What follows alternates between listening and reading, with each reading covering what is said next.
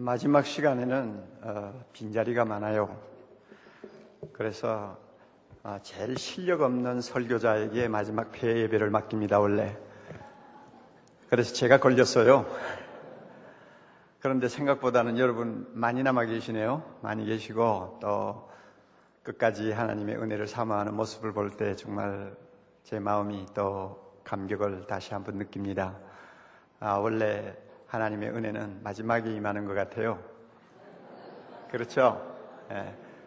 어쩌냐고 정 목사님 이야기 들으니까 벼랑 끝에 앉아가지고 하나님 앞에 부르짖었는데 막바지에 그냥 소낙비도 오고 성령의 불도 오고 막바지에 임하더라고 하는 이야기, 그거 참 인상적인 이야기인데요. 저는 그런 경험이 없어가지고 막바지에 오는지 일찍이 오는지 잘 모르지만 하나님의 은혜는 끝까지 기다리는 자에게 임하시고 또 우리가 가장 낮은 자리에 떨어져 있을 때 임하시는 것, 우리가 경험을 통해서 자주 봅니다. 이런 의미에서 이 시간 하나님께서 저와 또 여러분들에게 필요한 은혜의 말씀으로 다가와 주시기를 바라고 우리 영혼을 다시 한번 새로운 자리에 세워주시는 귀한 시간이 되기를 바랍니다.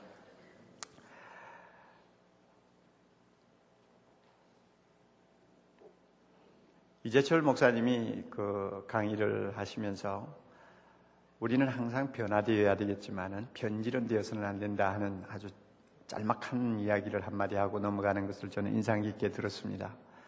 성령의 창조적인 사역에 의해서 우리는 날마다 변화되어야 합니다. 왜냐하면 그리스도를 닮아가기 위한 성화의 과정에 있기 때문에 우리는 한시도 쉬지 않고 주님을 닮아가는 변화를 맛보게 되어 있고 또 시대를 통해서 하나님께서 요구하시는 뜻이 있고 또한 일이 있습니다. 그 뜻과 일에 일치할 수 있도록 나 자신을 창조적으로 파괴하는 일은 우리가 절대로 미루어서는 안 되는 일이라는 것을 잘 압니다. 그렇지만 본질적으로 절대 변질되어서는 안 될 것들이 우리에게 있습니다. 그럼에도 불구하고 왜 목사는 그렇게 변질이 잘 될까요? 왜 변질이 된 목사님들이 그렇게 많을까요? 나 자신을 돌아볼 때도 어떤 때는 깜짝깜짝 놀랄 정도로 내가 왜 이렇게 달라지지 하는 생각을 할 때가 있다는 것은 참 서글픈 이야기입니다. 신학교 갓 졸업하고 대학생 하나를 붙들고 눈물을 흘리면서 기도하면서 이 영혼 바로 세우면 하나님께서 이 영혼 하나를 통해서 천을 이루고 강국을 이루는 위대한 이적을 일으키실 것이다 하는 그 순수한 소박한 비전 때문에 한 사람에게 매달렸던 내 자신이 교인 몇만 명이 되고 나니까 나도 모르게 이상하게 변질되었다는 것을 알고 내가 깜짝 놀라는 거, 나도 모르게 변질되는 거예요. 전도사 시절에는 성가대 지휘자보다도 내 사례가 더 작았어요. 그것 때문에 집사람이 참 어떤 때는 마음의 고통을 하는 모습을 제가 보았는데 그것도 까맣게 잊어버렸어요. 그런데 며칠 전에 그저 좀 쉬는 사이에 옛날 일기장을 하나 끄집어내서 읽어보았더니 사례비를 정했는데 성가대 지휘자보다도 전도사 사례비가 적은 것 때문에 집사람이 쏘가리를 하고 있는 이야기가 잠깐 나오더라고요. 그래서 그런 때도 있었구나 생각을 했는데 그 당시에는 사례비가 얼마냐에 대해서 신경도 쓸 줄 몰랐고 그런 것에 마음이 끌리지도 않았고 단순히 주님이 나에게 시키신 일을 위해서는 거지가 되어도 좋고 남에게 욕을 먹어도 좋고 주님 앞에 최선을 다하면 된다, 주님 알아주시면 된다 하는 그 일념 가지고 뛰었던 때가 있는데 지금은 그때와는 좀 많이 달라졌구나 하는 것을 저 자신이 느끼는 거예요.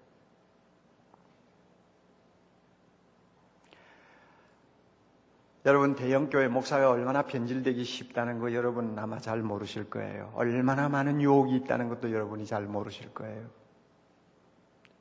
진짜 세상에서 받을 수 있는 상을 혼자 다 받아 누리다 가도 모자랄 정도로 유혹을 받는다는 것도 여러분이 아실 거예요. 그러다 보면 자기도 모르게 자꾸 기울어지는 거예요. 자꾸 자기도 모르게 가치관이 달라지고 그래요. 그러다가 자신이 변질되면 그 다음에 교인들을 자신이 원하는 방향으로 끌고 가는 것은 큰 교회 목사로서는 식은 죽먹기예요. 신약을 신약 성경 말씀을 조금 접어두고 구약 성경 말씀 쪽에 좀 무게를 둔 다음에 구약적인 사고를 가지고 성도들을 휘어잡으면 목사는 대제사장이 되고 성도들은 다 대제사장을 섬기는 이스라엘 백성으로 전락을 합니다. 그러면은 제 원하는 대로 다 할 수 있어요. 못할 것 하나도 없어요. 한국에 보면 큰 교회도 아닌데 벌써 그렇게 변질이 되어서 구제불능이 된 목사들도 있더라고요. 내가 확인을 안 해봤지만 들으니까 목사님 차는 1억대가 넘고, 그 다음에 부인 차는 또 얼마고, 또 그 밑에 자기 딸 차는 얼마고, 집은 연건평 400평이고, 그래, 교회가 얼마나 되나. 교인 숫자도 잘 몰라요. 기껏 대봐야 몇천 명 되겠죠.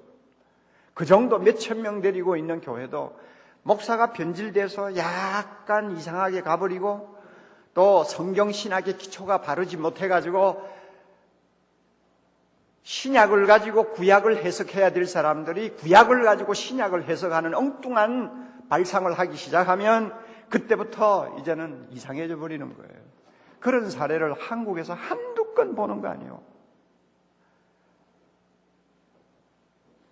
소위 성공했다고 하는 목회자들 중에 그런 변질된 목회자들이 한두 명이 아니라는 것은 정말 이거는 기가 막히는 현실이에요. 제가 이해를 합니다. 얼마나 유혹이 많다는 것, 얼마나 잘못되기 쉽다는 것, 얼마나 최초의 자리에서 빗나가기 쉽다는 것을 저 자신이 알고 있어요. 여러분, 총회장 하기 위해서 목사 된 사람은 없지 않겠어요? 그런데 그 총회장 하기 위해서 그렇게 인간적인 술수를 다 쓰는 것을 볼 때 마음이 아픈 거예요. 왜 저렇게 변질되었을까? 왜 저렇게 변질되었을까?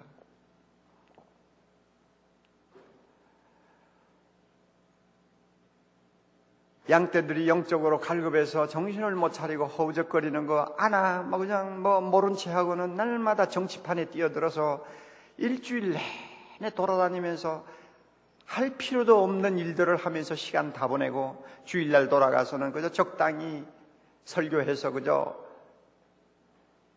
자기 역할을 하고는 그 다음에 돌아가서는 또 옛날 버릇 그대로 하고 하는 목사들이 한두 명이요.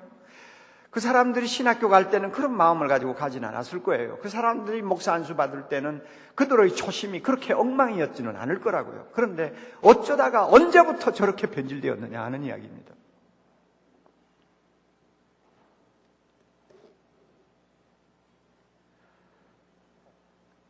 이런 문제를 놓고 저 자신이 고민을 하다가 답을 얻었어요. 그 답이 뭐냐면 십자가의 영성입니다. 십자가의 영성이 점점 흐려지니까 사람이 변질되는구나. 십자가의 영성으로부터 점점 멀어지니까 사람이 변질되는구나 하는 것을 저 자신으로부터 답을 얻었어요. 십자가와 십자가의 주님과 거리가 멀면 멀수록 나는 변질되기 쉽다는 것을 저 자신이 발견합니다. 십자가의 주님께 가까이 다가가면 다가갈수록 나는 변질되지 못한다는 것을 내 자신이 발견을 합니다. 삶의 질이 나아지면서 오늘 우리 주변에는 십자가의 영성과 거리가 먼 많은 이야기들이 마두가 난무하고 있습니다. 십자가의 주님보다는 부활의 주님 쪽으로 강조를 더 두는 것이 기독교적이라고 외치는 사람들도 있습니다. 한국교회는 그동안 너무 십자가에 매달려 있었기 때문에 상당히 신앙이 부정적이다 하는 그런 혹독한 비판을 하는 사람도 있습니다. 한국교회가 십자가를 강조하는 것은 성경적이라기보다는 시대적인 상황, 너무나 고난에 고난을 점철하면서 역경의 길을 걸어왔기 때문에 부활보다는 십자가 쪽으로 더 매력을 느꼈기 때문에 오늘 한국교회 기독교가 이런 성향으로 빠졌다고 분석을 하는 사람들도 있습니다. 그러므로 지금은 부활의 주님에게 우리의 눈을 돌려야 된다고 말을 합니다. 그래서 부활의 주님은 승리의 주님입니다. 부활의 주님은 모든 것을 가능케 하시는 주님입니다. 부활의 주님은 건강과 번영의 기독교를 가르쳐주는 주님이라고 외칩니다. 그래서 많은 분들이 그런 면에 관심을 가지려고 애를 씁니다. 따라서 교회 안에도 어두운 이야기는 듣기 싫어합니다. 현실의 문제를 짚고 넘어가려고 하지를 않습니다. 가급적이면 피하려고 합니다. 그리고 설교를 해도 성도들에게 듣기 좋은 이야기를 하려고 목회자는 고민을 합니다. 그리고 좋은 이야기를 통해서 얼굴이 환해지고 목사님 은혜 받았습니다 하면 그 사람이 봐도 은혜 받은 줄로 착각을 하는 때가 참 많이 있습니다. 근본적으로 수술해야 될 부분은 하나도 손을 대지를 않습니다. 주님이 탄식하는 부분에 대해서는 가급적이면 눈을 감으려고 합니다. 부활의 주님 안에서는 모든 것이 해결되었는데 무엇 때문에 지금 그런 것을 가지고 문제 삼느냐 하는 이야기입니다. 이것이 100% 틀렸다는 이야기 아닙니다. 부활의 주님 우리는 찬양합니다. 그분 안에는 모든 것이 다 이루어졌습니다. 그분에게는 불가능이 없습니다. 그러므로 기독교는 항상 희망의 종교입니다. 미래의 종교입니다. 완성의 종교입니다. 능력의 종교입니다. 그것을 절대 부인하지 않습니다. 그러나 무엇이 문제입니까? 십자가가 없는 부활은 부활이 아니라는 사실을 깜빡깜빡 잊어버리는 게 문제라는 거예요.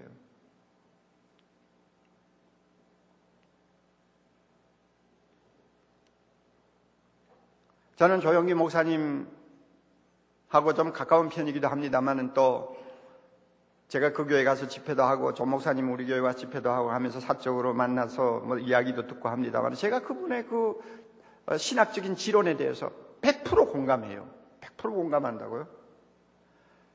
1950년대 여러분 얼마나 이 나라가 가난했다는 것은 자타가 다 아는 일 아닙니까? 그런데 기성교회는 가난한 자에 대해서 그렇게 관심을 기울이지 않았어요. 병든 자를 놓고도 안타까워하는 마음이 별로 없었어요. 그것이 그 당시에 교회의 풍토였습니다. 그럴 때 이 가난한 사람들을 살리기 위해서, 이 병든 사람에게 소망을 주기 위해서 하나님의 말씀을 가지고 씨름하다가 결국은 믿는 자에게 능치 못하심이 없느니라. 그 말씀 들고 나와서 믿으면 부자 됩니다. 믿으면 병 낫습니다 하는 메시지를 던진 것, 저 절대 잘못됐다고 말하지 않습니다. 그것은 그 시대를 읽는 또 그 시대에 필요한 메시지입니다. 그래서 지금 30년, 40년이 지나고 나서 기독교가 기복신앙을 앞세우는 좀 변질된 모습을 우리가 보기는 봅니다만은 그런 부작용이 좀 있다고 할지라도 그것이 잘못된 것은 아닙니다. 그러면 무엇이 문제냐? 그것이 전부인 것처럼 이야기할 때는 우리가 크게 잘못될 수 있고 하나님의 말씀에서 벗어날 수 있다는 것입니다. 요즘에 성공을 많이 논하는 기독교 안의 인사들, 적극적인 사고를 많이 논하고 또 행복의 중요성, 개인이 또 인생을 즐겨야 하는 문제를 놓고 이야기 많이 하는 분들 한번 가보세요. 그것이 다 우리에게는 중요한 요소들입니다만은 한 가지 결여되는 것을 우리는 금방 느낍니다. 십자가가 빠져요. 십자가를 건너뛰어요. 이런 경향들이 목사를 자기도 모르게 변질시켜버리는 것입니다.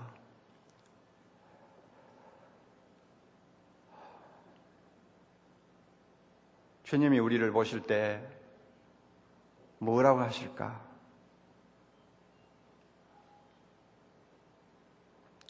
사도 바울을 우리가 가만히 연구해 보면요, 사도 바울의 신학은 십자가 신학입니다. 이것은 아무도 부인 못할 것입니다. 우리 생각에는 부활 신학일 것 같은데 부활 신학이 아닙니다. 그는 십자가 신학입니다.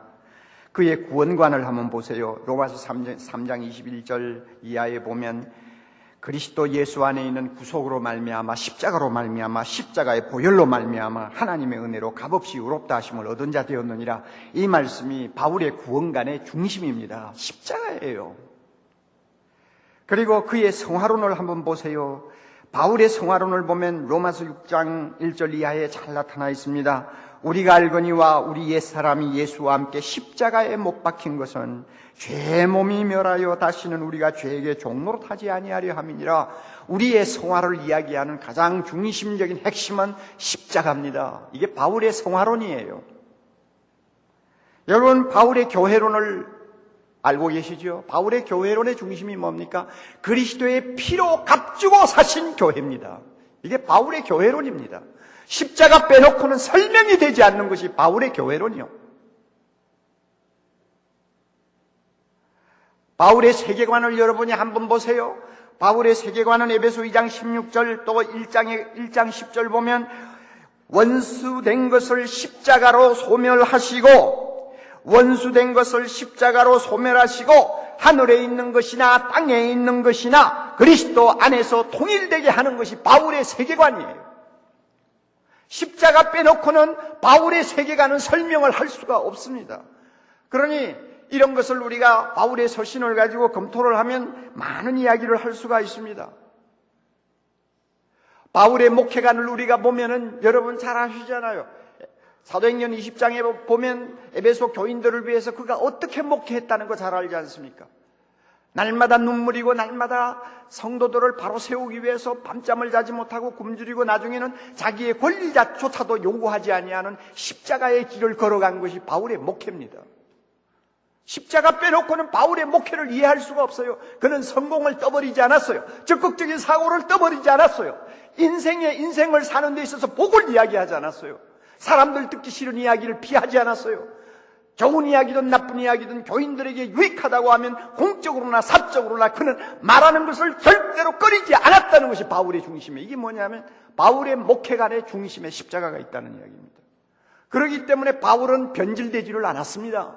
그 목이 날아갈 때까지 그는 변질되지 않았어요. 십자가와 가까이 있었기 때문에 그렇습니다. 바울의 이와 같은 십자가 신학은 바로 십자가 영성으로 이어졌습니다. 십자가의 신학이 베이스가 되어 있기 때문에 그의 영성은 항상 십자가의 영성이었음을 우리는 금방 말씀을 보면 다 압니다.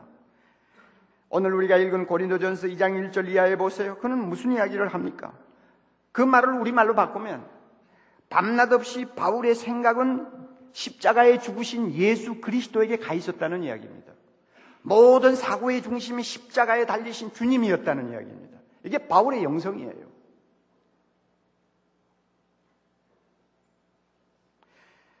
빌립보 2장 5절 이하에 보면 바울의 영성은 십자가의 영성임을 압니다. 하나님과 본체이지만은 하나님과 동등됨을 다 거부하시고 자기를 비워 종의 자리까지 내려오신 주님, 그래서 십자가를 지시고 복종하신 주님, 그분이 바울의 영성의 중심이었어요. 그 주님의 마음을 가지는 것이 바울의 영성이었어요. 자기를 철저히 비우는 것, 그리고 낮아지는 것, 그래서 끝까지 하나님에게 복종하고자 하는 이것이 바울의 영성의 중심이었는데 그게 뭡니까? 십자가였어요.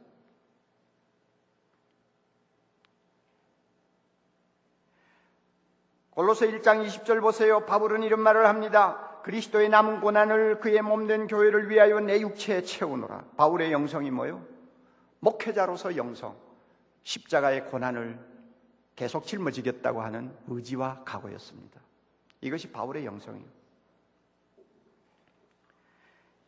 이와 같이 십자가의 영성은 철저히 자기를 낮추는 것이요, 철저히 자기를 십자가에 못 박아 죽이는 것이요, 철저히 그 앞에서 희생하는 것이 십자가의 영성이었는데 바울은 바로 이 영성을 가지고 그는 한평생 하나님 앞에 충성하다가 갔습니다.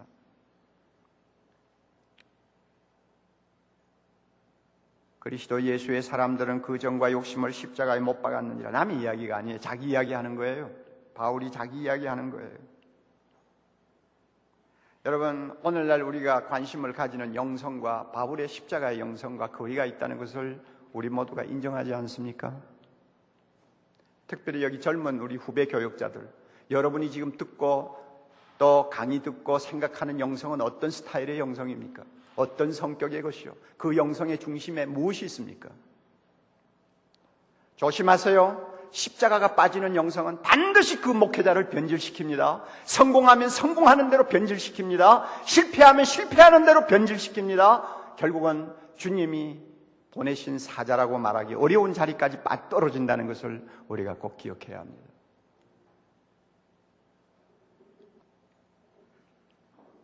저는 한국교회가 지나치게 미국교회의 영향을 받는 것을 굉장히 우려하는 사람 중에 하나입니다. 그리고 한국교회 목회자들이 지나치게 미국교회 목회자들의 정신적 또 신학적 또 사상적 가치관의 영향을 받는다는 것에 대해서 상당히 우려를 하고 있습니다. 우리가 알고 있는 미국교회는 3, 40만 개 되는 교회 중에서 불과 1%밖에 안 됩니다. 왜? 기라성처럼 떠오르는 몇 교회를 통해서 그것이 모든 미국 교회를 대표하는 것처럼 착각하고 있고, 그 기라성 같은 목회자들이 써낸 책들을 통해서 우리는 음으로 양으로 영향을 받는 일들이 많아요. 그분들이 훌륭합니다. 정말 우리와 비교되지 아니할 만큼 경건합니다. 그건 내가 인정합니다.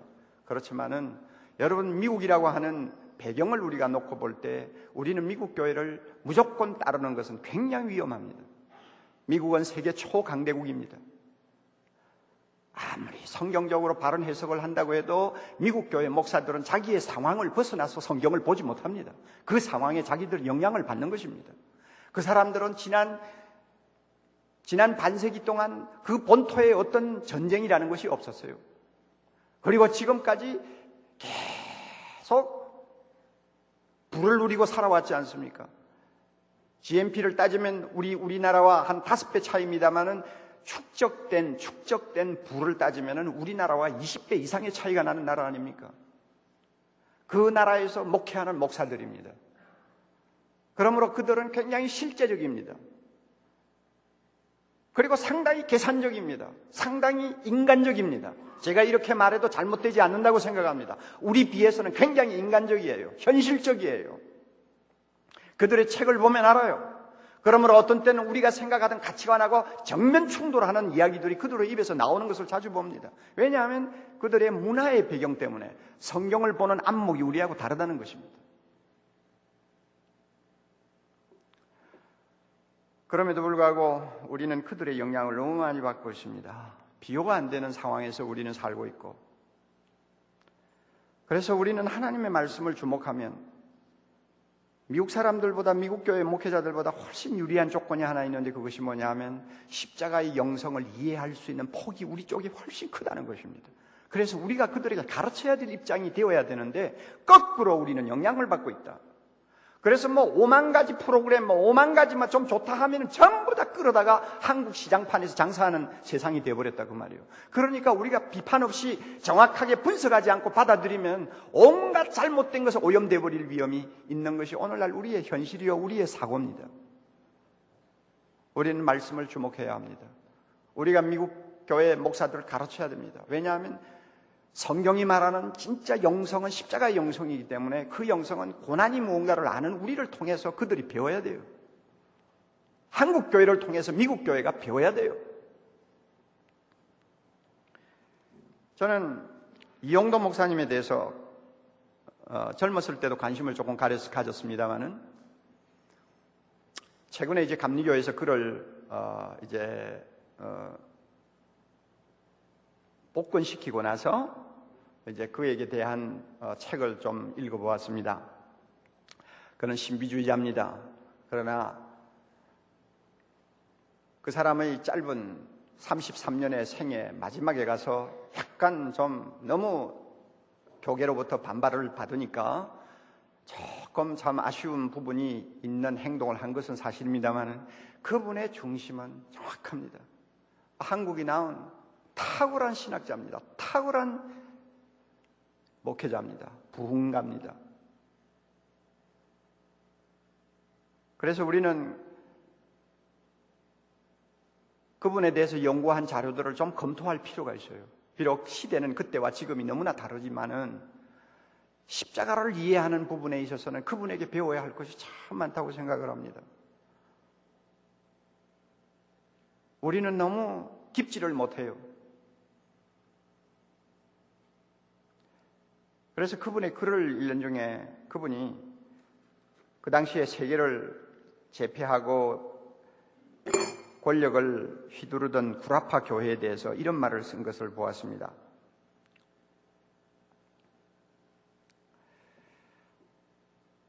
주님 앞에 기도하는 스타일로 이렇게 이야기를 했어요. 제국주의는 만몬의 손에 들어가서 부정한 환희에 춤을 추고 전쟁욕, 권세욕, 소유욕, 새 마녀는 구라파의 노변에서 잔치의 술을 마시고 있습니다. 주님, 저 구라파 천지에는 당신이 유하실 곳이라고는 일간 두옥도 남지 않았습니다. 오시옵소서. 그리스도여, 발길을 돌려 이리로 오시옵소서. 아세아에서 당신의 처소를 잡으시옵소서. 참, 그 말 속에 무언가 있잖아요. 우리 한국 지도자들이 고난의 역사를 점철하면서 십자가를 이해하는 그 은혜의 폭은 다른 어느 나라와 비교가 될 수 없을 만큼 깊어요. 그 대표가 바로 이영도 목사예요. 주님이 유럽에 거처할 곳이 없습니다. 요즘 말로 말하면 미국에는 주님이 거처할 곳이 하나도 없습니다. 오시옵소서, 한국으로 오시옵소서. 그만큼 그는 뭔가 긍지를 가지고 있었어요. 그런데 오늘날 우리는 영성에 있어서 이 긍지마저도 다 잊어버리고 살고 있지 않나? 뭔가 너무나 싸구려 기독교를 우리는 선호하고 있지 않는가? 세상 사람들이 우리 기독교에 대해서 벌써 염증을 느끼고 돌아서는 현실을 보면서도 우리는 아직도 정신을 차리지 못하고 있지 않는가? 내 교회만 조금 부흥하면 천지가 다 잘 되는 것처럼 착각해버리는 환상에 젖어 있지 않는가? 우리는 다시 우리 자신, 변질된 우리 자신을 십자가 앞에서 다시 보아야 합니다. 바울의 십자가의 영성으로 우리가 눈을 돌려야 합니다. 여러분, 우리 안에 꿈틀거리는 탐욕은 어디서 오는 것일까요? 자꾸 높아지려고 하는, 그리고 대접받으려고 하는 마음은 어디에서 생기는 것일까요? 남하고 비교하면서 자기를 자꾸 비하시키고 다른 사람을 부러워하는 이 마음은 어디서 오는 것일까요? 조금만 무엇이 잘 돼도 자기 자랑하기에 바쁘고 유명해지려고 하는 이 본성은 어디에서 오는 것일까요? 겉으로는 신학으로 옷을 입히고 겉으로는 아름다운 이론을 옷을 입혔지만 속에 들어가 보면은 그것은 주님의 사람으로서는 생각할 수 없는 어떤 의식을 갖고 있는 이 변질된 모습은 어디서 오는 것일까요? 성도를 위해서 희생하려고 하고 성도를 위해서 자기 생명을 던지려고 하는 자세보다는 어떻게 하든지 성도를 이용해서 자기가 좀 더 인생을 즐겁게 기쁘게 그리고 의미 있게 살려고 애쓰는 이 어떻게 보면은 주객이 전도되어 버린 이 사고방식은 어디에서 오는 것일까요? 다 십자가에서 거리가 멀어졌기 때문에 나타나는 변질 현상입니다. 그러므로 중요한 것은 십자가와 나 사이의 찍은 거리가 얼마나 되느냐 하는 것을 항상 우리는 재를 가지고 재야 됩니다. 나하고 십자가의 주님과의 가장 가까운 거리는 얼마나 될까? 얼마나 될까? 이건 영적인 거리입니다. 얼마나 될까? 가까울수록 더 좋겠죠. 더 가까이 갈수록 더 좋겠죠. 그러나 거리가 멀다면 이것은 분명히 문제가 생긴다는 것. 베드로가 멀찍이 주님을 따라가다가 나중에는 완전히 실패하는 것처럼 우리 역시 십자가에서 거리가 멀면 멀수록 실패할 확률이 많고 시험받을 확률이 많고 주님의 영광을 땅에 떨어뜨릴 확률이 많다는 것을 알고 날마다 나와 주님과의 십자가의 주님과의 찍은 거리는 얼마나 될까? 이것을 매일 한 번씩 점검하는 것, 이것이 우리에게 얼마나 중요한지 모릅니다.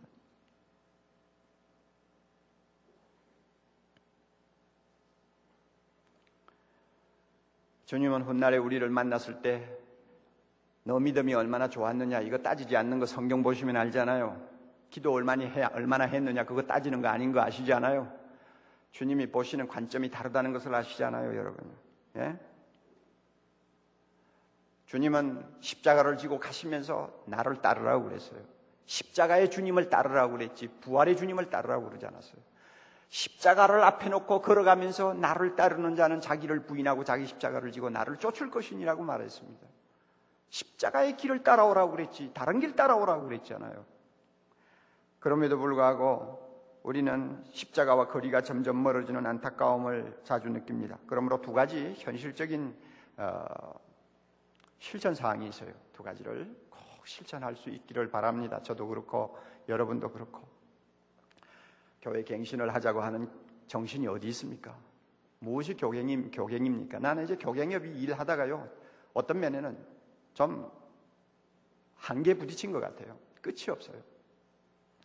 현실적으로 문제되는 걸 가지고 실험을 하자니까 결국 내 옷이 전부 더러워지는 것을 봅니다. 실험을 할 수가 없어요. 점점 나이가 젊어질수록 사람들은 더 악랄해지는 것을 봅니다. 옛날에 목사들 정치하는 사람들 그렇게 악랄하지 않았어요. 순진한 데가 있었어요. 그러나 지금 40대, 50대 초반의 목사들 얼마나 악랄하고 얼마나 대단한지 몰라요. 상대를 할 수가 없어요. 점점 어두움이 우리 주변을 덮는 것 같은 안타까움이에요. 저 사람들이 신학교 갈 때는 저러려고 가지를 않았었는데 어쩌다가 저렇게 변질이 되어버렸냐 하고 생각하면 가슴이 아프단 말이에요. 그래서 나도 모르게 요즘에는 눈을 감고 기도하다가는 어떤 목사 이름을 들고 나도 모르게 기도하게 돼요. 너무 안타까워서요. 그런데 그 사람들 일일이 데리고 싸워야 갱신이 됩니까? 할 수 없는 거 아니에요. 그런데 갱신하자고 모인 우리 목회자들도 저 자신부터 시작해서 뭔가 나사가 하나 빠진 것 같은 답답함을 느낄 때가 많아요. 이러다가 오늘날 합동교단이 어디를 갈지 잘 모르겠어요. 제비뽑기 하나 실행해서 이제는 총회장 선거 풍토는 조금 정화가 되는 것 같더니 거기에서 이제 재미가 없으니까 상비부 쪽으로 막 몰려가지고 거기서 막 무조건 돈 쓰고 이래가지고 지금 막 한마디로 말하면 엉망을 치고 있는 지금 상황을 여러분이 다 깊이 모를 거예요. 끝이 없어요. 끝이 없어요. 왜 이렇게 교회가 변질되고 지도자들이 변질됐는지 끝이 없어요. 십자가와 거리가 너무 멀기 때문입니다. 그러므로 두 가지 실천하자고요. 첫째는요, 날마다 십자가의 주님을 묵상합시다. 어떤 것보다도 먼저 주님의 십자가를 묵상합시다. 바울이 고린도전서 2장에 말씀한 것처럼 그리스도 십자가에 못 박힌 예수 그리스도 외에는 알지도 아니하고 자랑하지도 아니하고 말하지도 아니하겠다고 하는 간절함을 가지고 그 십자가의 주님 앞에 매일 서는 연습을 해야 됩니다. 서는 연습을 해야 돼요. 나를 사랑하사 나를 위하여 자기 몸을 버리신 예수님을 늘 마음에 두고 그분을 생각하고 그분이 오라고 하는 길이 어딘가를 다시 한번 귀담아 듣고 그분이 가라고 손가락질하는 곳이 어딘가를 다시 한번 우리가 확인하고 하루하루를 시작하는 십자가의 영성을 가져야 됩니다. 그래서 예수님 앞에서 나도 바울처럼 마음을 철저히 비우기를 힘써야 되고 낮아질 대로 낮아지기를 원해야 되고 정과 욕심은 십자가에 못 박아야 되고 나중에는 주님을 위해서 교회를 위해서 필요하다면 내 생명도 아끼지 않고 희생해서 나는 죽고 교회는 살고 나는 죽고 예수가 살기를 소원하는 그런 자세를 가지고 매일매일 살면 우리가 변질될 수가 없어요. 믿습니까 여러분? 예.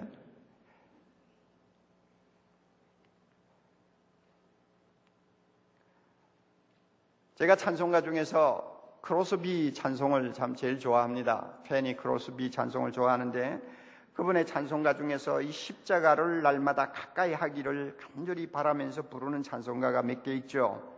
십자가로 가까이 Jesus keep me near the cross라고 하는 이런 찬송, 십자가로 가까이 나를 인도하옵소서. 가까이. 왜 그런 찬송을 이 거룩한 시인이 계속 이야기합니까? 왜 자꾸 십자가에 가까이 인도해달라고 이야기를 합니까? 우리가 그 사실을 깊이 우리가 주목해야 됩니다. 그리고 219장 같은 경우는 주의 음성을 내가 들으니 우리나라 가사는 참 번역이 정말 잘못됐어요. 내가 매일 십자가 앞에 가오니 내가 간다고 돼 있지 않아요. 원문에는 들어오미에 나를 십자가의 주님 앞으로 이끌어 주옵소서. 주님이 피 흘리신 보혈의 십자가 옆으로 나를 인도해 주옵소서. 가사가 그런데 우리나라 가사는 엉뚱하게 거꾸로 지금 번역이 돼 있어요. 그런데 이런 참 경건한 시인이 왜 날마다 주님 앞에 기도하기를 나를 들어오미 to the cross. 왜 십자가 앞으로 자꾸 인도해달라고 기도합니까? 그만큼 경건하면 됐지. 그만큼 주님 위해서 살면 됐지. 무엇 때문에 날마다 십자가 앞으로 더 가까이 인도해달라고 기도합니까? 이유가 있어요. 그것이 하나님의 종으로서 예수님을 따라가는 데 있어서 생명이기 때문에 그렇습니다.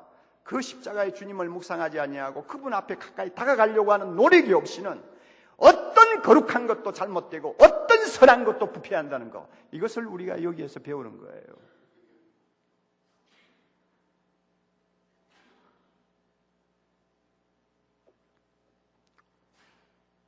두 번째로 우리가 실천해야 될 것이 있습니다. 참으로 십자가의 길을 걸어가기를 소원하는 위대한 선배들, 동료들을 늘 마음에 두고 자기와 비교하세요. 이건 실제적인 비교입니다.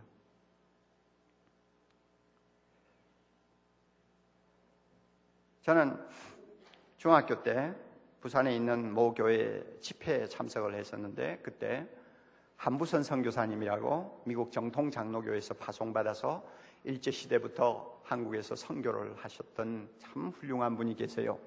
그분 가족이 나와서 특송을 하는 것을 지금도 저는 생생하게 기억을 하고 있어요. 그 특송의 그 특송한 찬송가는 이겁니다. 우리가 잘 아는 대로 주 달려 죽은 십자가 우리가 생각할 때에, 마지막 절은 마지막 절이 뭐죠? 온 세상 만물 가져도 주내 못다 갚겠네. 그 당시 가사는 특별한 사랑 받은 나 몸으로 재물 삼겠네. 그 선교사님 부부와 딸 둘, 아들 하나 그렇게 서서 찬송가를 부르는데, 왜 그 십자가의 찬송을 특별히 선택해서 불렀을까? 그 어린 나이에는 제가 미처 잘 몰랐어요. 그러나 제가 점점 나이가 들고 신학을 하면서 그때 그 아름다웠고 은혜스러웠던 장면을 마음에 떠올릴 때마다 이 선교사님은 매 십자가를 마음에 두고 살았구나. 그랬으니까 일제시대에 선교사들을 다 추방할 때도 이 선교사는 한국을 떠나지 않고 신사참배 반대하다가 평양 감옥에 갇혀서 옥살이를 했죠. 제가 웨스트민스터 신학교에 가서 공부를 할 때 그분이 은퇴하신 다음에 저를 찾아와서 같이 인사를 나눈 일도 있습니다. 옥중에도 갈 수 있었어요. 다른 선교사들과 달리 주님을 위해서 끝까지 자기를 희생할 줄 아는 아름다운 모습을 한국교회에 심어주었어요. 이런 위대한 선교사들, 세상적으로 말하면 한부선이가 누군지 아는 사람이 어디 있겠어요? 그러나 주님 앞에서는 너무나 아름다운 존재입니다. 그런 분들과 나를 비교하는 거예요. 자꾸 비교하면 내가 얼마나 잘못되어 있나 하는 것을 금방 깨달을 수가 있어요. 저는 지난번 일본 목회자 세미나를 이 서양관에서 했습니다. 제자훈련 세미나죠.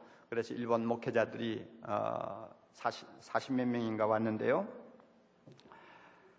한 주간 세미나를 마치고 이제 우리 교회에 주일날에 와서 설교하시는 목사님이 한 분 계셨는데, 기다니 신조 목사님이라는 분이에요. 그런데 그 부부가 이제 제 사무실에서 이런 이야기 저런 이야기를 나누는데, 제가 얼마나 마음으로 감동을 받고 또 부끄러웠는지 모릅니다. 여러분, 일본 목회가 얼마나 어렵다는 거 아시죠? 그런데 이 신조 목사님 사모님은 의사 딸이었습니다. 지금 나이가 전부 이제 60거에 넘어가는 나이들입니다. 의사 딸인데 자기가 그 가정에서 제일 먼저 예수 믿었대요. 자기 집안은 300년 불교 전통을 가진 집안입니다. 그런데 이 자매가 예수 믿고 나서 얼마나 참 정성을 다해서 가정의 구원을 위해 기도하고 노력했는지, 나중에는 자기 아버지가 예수 믿었어요. 그리고 자기 오빠가 예수 믿었어요. 자기 남동생이 예수 믿었어요. 그래서 3남매가 다 예수 믿었어요. 그런데 예수 믿고 나자 일본에서 가장 어려운 선택, 목사 되는 거 아니에요? 자기 오빠도 아버지처럼 의사 가는 길을 포기하고 목사 되어가지고 지금도 저 일본 시골에 그저 한 30-40명 데리고 목회하고 있고, 자기 남동생도 시골에 있는 교회에서 목회하는데 한 30-40명 하고 있고, 그 다음에 자기는 딸인데 목사에게 시집 갔어요. 그리고 지금 그 신조 목사님이 지금 목회하는 교회는 일동경이에요. 그 목사님이 그래요. 지방에서 목회를 하다가 한 50명 모이길래 몇 년 해가지고 50명 교회가 돼서, 야, 이거 참 할만하구나. 이럴 바에는 도시에 가서 한번 마음껏 복음을 전해보자 하고는 동경으로 옮겼는데, 옮긴 지가 여러 해 됐는데 목사님 잘 안 되네요 이러면서 웃어요. 얼마나 목회하기가 어렵습니까? 그럼에도 불구하고 정말 일본에서 쓰레기통 뒤지는 사람이 있다면 선교사하고 목사라는 말이 있을 정도로, 내버리는 가구를 주워다 가는 사람이 있으면 목사 아니면 선교사라는 말이 있을 정도로 정말로 일본은 산순교자적인 자세를 가지고 목회 안 하면 할 수 없는 그런 길을 의사의 아들, 딸들이 걸어간 거예요. 제가 그런 것을 놓고 저 자신하고 비교하는 거예요. 내가 저런 처지에 있었다면 정말 목사가 될까? 그리고 저렇게 행복한 모습을 가지고 교인 50명을 데리고도 주님 앞에 행복해 할까? 자꾸 비교해요. 여러분, 비교해야 돼요. 비교할 사람 저 주변에는 너무나 많아요. 저는 날마다 그분들하고 비교합니다. 내 사무실에 찾아오는 선교사들을 앉혀놓고도 저는 그 사람하고 내하고 비교해요. OM 선교회 총재되는 조지 버는 저하고 동갑입니다. 그 놀라운 위대한 정말 선교사 아닙니까? 그분이 와서 한 번은 그러더라고요. 자기 아내하고 둘이서 차를 타고 오는데 아내가 옷을 샀다고 그러더래요. 그래서 돈이 어디 생겨서 샀느냐고 그랬지. 누가 포켓머니를 주워가지고 옷을 하나 샀다고. 그런데 무슨 옷을 샀는데? 새 옷을 샀죠. 새 옷 샀다는 통에 그냥 목사님이 뿔이 일이 났어요. 목사가 아니죠. 선교사가 뿔이 일이 났어요. 그거 중고품을 사면은 그만큼 돈을 남겨가지고 선교하는 일에 좀 보탤 수 있을 텐데, 좀 새 옷 입으면 뭐하고 좀 중고 옷 입으면 뭐 하느냐고 이래가지고 차 안에서 부부가 막 티격태격 싸웠다는 이야기를 내하고 하더라고. 그 말 딱 듣고, 참 나는 정말 타락한 목사 중에 하나로 생각이 되어야지. 이런 위대한 선배하고 십자가의 길을 묵묵히 걸어가는 이 위대한 사람하고 내하고 어떻게 비교를 할 수 있나? 그럴 때마다 나를 자꾸 보는 거예요. 자꾸 보는 거예요. 그래서 십자가로부터, 주님으로부터 안 떨어지려고, 좀 멀어지지 않으려고 몸부림을 자꾸 치는 거예요. 그것이 우리에게 필요합니다. 필요해요. 저는 이번 여름에 좀 쉬면서 짐 엘리엇이라고 하는, 여러분 아시겠지만은 위대한 선교사 부인이 쓴 전능자의 그늘이라고 하는 책을 참 감동 깊게 읽었습니다. 저는 짐 엘리엇에 대해서는 오래전부터 알고 있었습니다. 그러나 그분의 상세한 내용에 대해서는 이번에 처음으로 제가 자세히 접했어요. 짐 엘리엇은 휘튼 대학의 우수한 학생으로 졸업을 했어요. 그리고 선교사로 지망을 했습니다. 에콰도르로 갔습니다. 에콰도르로 가서 선교 사역을 아주 성공적으로 하고 있는데, 그 에콰도르에는 무조건 사람을 만나면 죽이는 일종의 살인족이라고 할 수 있는 아우카 부족이 있었습니다. 지금까지 백인하고 접촉해서 백인이 살아나온 예가 없어요. 야자나무로 만든 긴 창을 가지고 무조건 찔러 죽이는 겁니다. 그리고는 정글 속으로 도망가 버리면 잡을 수도 없어요. 그 숫자가 수백 명인지 수천 명인지도 헤아릴 수가 없어요. 바깥 세상하고 완전히 차단된 흉악한 족속인데, 그 족속에 대한 이야기를 대학 다닐 때부터 들었는데, 그는 그때부터 마음에 빗된 감정을 가졌습니다. 아무도 접근할 수 없는 사람, 하나님이라는 단어도 없는 부족, 저들에게 복음을 전해야 된다. 주님이 나에게 명령하는 것은 그것이다. 그리고는 그가 하나님 앞에 날마다 그 족속에게 보내달라고 기도했습니다. 일기장에 이런 말이 있어요. 여러분, 우리의 기도와 이런 사람의 기도가 얼마나 다른가 하는 것을 한번 비교해 봅시다. 그러면 그 사람이, 짐 엘리엇이 다가간 십자가와 자기와의 지근거리와 내가 지금 서 있는 나 자신과 십자가의 지근거리가 얼마나 차이가 나는가 한번 생각해 보자고 말입니다. 일기장에 이런 말이 있어요. 하나님, 저를 어서 아우카족에게 보내주소서. 아버지, 제 생명을 취하소서. 주의 뜻이라면 제 피를 취하소서. 주의 삼키는 불로 제 피를 태우소서. 제 것이 아니기에 아끼지 않겠습니다. 주님, 가지시옵소서. 다 가지시옵소서. 제 생명을 세상을 위한 희생으로 부으소서. 피는 주님의 제단 앞에 흐를 때만 가치 있는 것입니다. 하나님, 마른 막대기 같은 제 삶에 불을 붙이사 주님을 위해 온전히 소멸하게 하소서. 나의 하나님, 제 삶은 주의 것이오니 다 태워주소서. 저는 오래 사는 것을 원치 않습니다. 다만 주 예수님처럼 꽉 찬 삶을 살기를 원합니다. 저의 기도와 그 사람의 기도는 너무나 거리가 멀어요. 이런 기도를 계속하다가 드디어 그는 친구 4명과 함께 조그만한 경비행기로 아욱 가족이 살고 있는 곳을 정찰한 다음 그 아욱 가족이 살고 있는 정글 옆에 모래톱이 있는 것을 발견했습니다. 강이 흘러가는데 강가에 모래톱이 있었어요. 저기다가 비행기를 강제 착륙시키면 되겠다 하는 생각을 했습니다. 그래서 만반의 준비를 하고 자기 부인에게 이제 작별 인사를 했습니다. 부인이 그런 말을 썼어요. 남편이 문을 열고 나갈 때 직감적으로 저 남편 다시 돌아오지 못하겠구나 하는 생각을 했대요. 2살짜리 딸이 있어요. 배 안에는 아기가 있어요. 그럼에도 불구하고 남편은 아욱 가족에게 복음을 하고는 친구 4명과 함께 경비행기를 타고 떠났습니다. 그리고는 그 모래톱의 비행기를 강제 착륙시켰어요. 시키고 나서 자기들끼리 이런 말을 하는 걸 제가 읽었습니다. 자, 이제 비행기 뜨기는 틀렸네. 톱이 잘라가지고 비행기를 다시 띄우려면 활주로가 좁아가지고 뜨기도 어렵고, 그러니까 물이 아주 기적적으로 빠지도록 기다리든지 아니면은 여기서 걸어서 어디를 나가든지 다른 길이 없다는 것을 그들이 판단했습니다. 거기에 내려가지고는 나무 위에 좀 주거할 수 있는 집 같은 걸 지어놓고는 아욱 가족이 나타나기를 하루, 이틀, 3일, 나흘 기다리는 거예요. 그러다가 어느 날 아침 아욱 가족들이 나타나서 4명을 완전히 죽여버렸어요.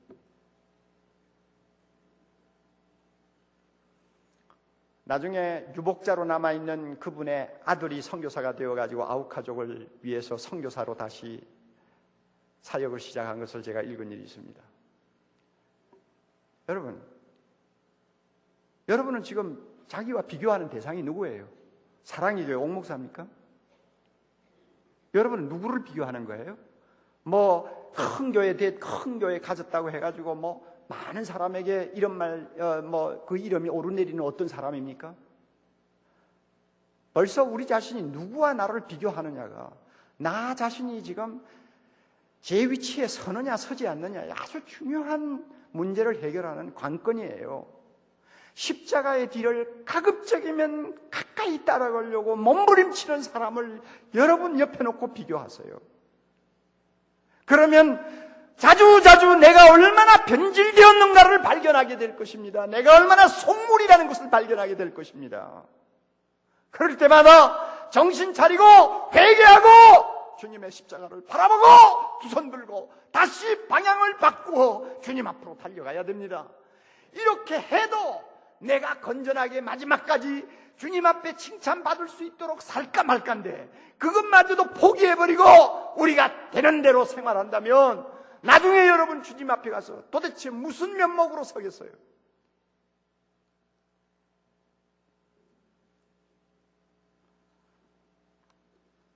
저는 소문난 교회에 목사 된 것을 굉장히 불행으로 생각을 합니다. 나는 이렇게 큰 교회 된다는 것은 머리에 넣어두고 생각한 일이 없어요. 그래서 제자훈련 착실히 해가지고 한 사람이라도 주님이 원하는 삶을 살 수 있는 평신도 만든다는 이 꿈 가지고 지금까지 25년을 걸어왔는데 하나님이 무엇 때문에 공간도 없는 교회에 자꾸 이렇게 사람을 보내주는지 알 수가 없어요. 저는 솔직히 싫어요. 왜냐하면 사람이 많아질수록 한 영혼에 대한 가치가 자꾸 내 눈에서 사라져요. 그리고 쓸데없는 칭찬 많이 들어요. 나는 이런 거 싫어요. 주님이 분명히 말씀하셨어요. 세상에서 상 받은 사람은 하나님 나라 오면 상 없다고 그랬어요. 짐 엘리옥 같은 사람 29살에 세상 떠났어요. 아니요, 28살에 세상 떠났어요. 28살에 악구가족 하나 구원하려다가 세상 떠난 이 사람이 주님 앞에 가서 받는 상하고 내가 받는 상하고 여러분 비교가 되겠어요? 나는 세상에서 너무 많은 걸 받았어요. 이렇게 많이 받아가지고 나중에 주님 앞에 가면 벌거숭이가 될 확률이 굉장히 많아요. 그렇다고 내가 내 입장을 다 포기해버리고 어디로 도망도 못 가지 않습니까? 그러므로 나에게 있어서는 큰 교회라는 것은 너무너무 무거운 십자가예요. 나를 변질시키기 마침 좋은 너무나 좋지 않는 환경이에요. 그러므로 저는 저보다도 앞서가는 사람, 저보다도 더 주님 가까이 바짝 다가가는 형제 자매들을 볼 때마다 그분에 대해서 알고 싶어하고 그분에 대해서 그분과 나를 자꾸 비교하려고 하는 버릇이 생겼어요. 이것은 나쁜 것이 아니라고 저는 생각합니다. 우리 모두가 나중에 주님 앞에 가서 어떤 사람으로 서느냐가 중요한 것이지 세상에서 사람들이 무엇이라고 하느냐가 중요한 거 아니에요. 여러분 이거 믿습니까? 그렇다면 십자가의 영성을 회복합시다. 십자가의 영성을 회복합시다. 이것이 교회 갱신의 지름길입니다. 여러분 교회가 작아서 고생하는 것을 가지고 여러분 그것을 마치 불행한 것처럼 생각지 마세요. 여러분이 목사기 때문에 동창에 비해서는 가난하다는 것 때문에 부끄러워하지 마세요. 여러분이 복음 바로 전하려다가 욕먹고 사람들로부터 여러분 배척당하는 일이 있어도 여러분 그것을 가지고 안타깝게 여기지 마세요. 그것이 다 주님이 가신 길이에요. 오직 십자가의 길을 따라 주님을 본받으려고 하면 그 다음에 부활의 영광이 우리에게 찾아옵니다. 하나님이 은혜 주실 때는 정말로 엄청나게 은혜 주실 때가 많아요. 위로하실 때는 말로 못할 정도로 위로합니다. 안 될 것 같은 일들이 잘 되는 일들이 생겨요. 여러분 그리스도 안에는 능치 못하심이 없다는 말이 맞아요. 하나님의 은혜만 역사하면 얼마든지 가능해요. 어쩌니게 정 목사님 설교 들었잖아요. 하나님의 은혜가 있는 곳에는 모든 것이 가능해요. 그러나 우리의 자세가 바로 될 때 은혜가 역사하는 것입니다. 십자가를 지고 가시는 주님 뒤를 따라가려고 하는 순수한 마음 가지고 나의 십자가의 영성을 계속 붙들고 있으면 거기에는 은혜의 샘이 솟게 되어 있습니다. 이와 같은 은혜가 여러분의 삶과 사역에서 매일매일 이어질 수 있기를 바랍니다.